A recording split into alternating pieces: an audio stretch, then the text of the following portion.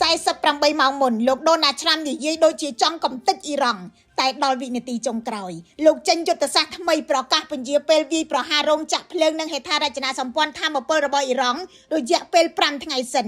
នេះហើយជាចំណុចដែលធ្វើឲ្យមនុស្សជាច្រើនចាប់អារម្មណ៍ថាតើទីបំផុតទៅមេដឹកនាំអាមេរិករូបនេះកំពុងតែថយមួយជំហានដើម្បីសន្តិសុខថាមពលពិភពលោកឬក៏យ៉ាងណាCNN រាយការណ៍នៅល្ងាចថ្ងៃទី23ខែមីនាថាលោកត្រាំបដូរចិត្តបន្ទាប់ពីមានកិច្ចពិភាក្សាដ៏ល្អនិងមានប្រសិទ្ធភាពជាមួយនឹងទីក្រុងតេរ៉ង់ដើម្បីបញ្ចប់សង្គ្រាមដែលបានអូសបន្លាយអស់ពេលជាង4សប្តាហ៍កន្លងទៅ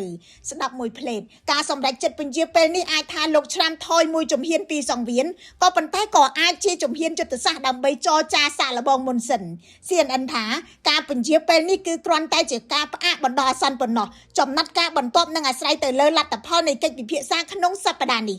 មានន័យថាសេតវិមានមិនទាន់ទម្លាក់ដាវចោលទេគឺគ្រាន់តែដកវាមកទុកមួយផ្លេតសិនទេតើ AP រាយការណ៍ថាទីក្រុងតេរ៉ង់មិនទាន់ទទួលស្គាល់ថានឹងមានកិច្ចពិភាក្សាជាមួយអាមេរិកនោះទេ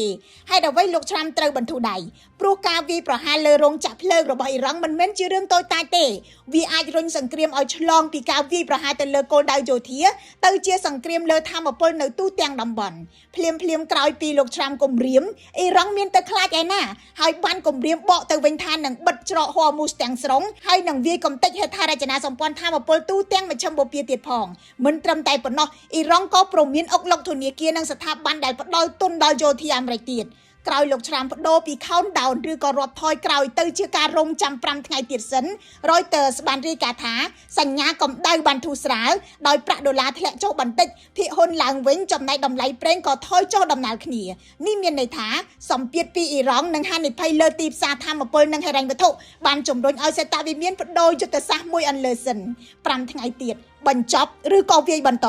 ខ្ញុំរស់សុធាពី News Today NTTV